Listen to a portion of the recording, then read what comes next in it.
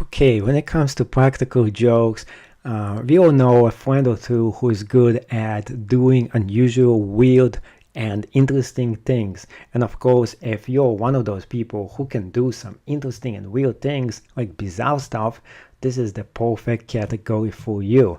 All you have to do here is to make something so weird, so unusual, that somebody will actually want to buy this gig. On the other hand, some of those gigs don't really sell well. They might be so unusual, so weird that nobody wants to buy them. This one, as you can see right here, he's getting 155 different views. So some of those categories, you can definitely dominate them because you're going to create something that's so weird, so unusual that you can definitely make money on it.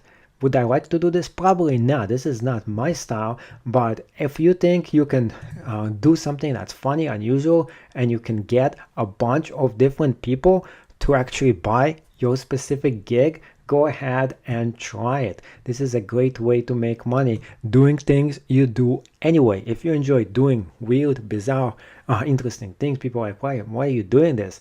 At least you can get paid now for making a fool out of yourself. How cool is that? Getting paid for doing something you do anyway, and you might as well get a paycheck afterwards.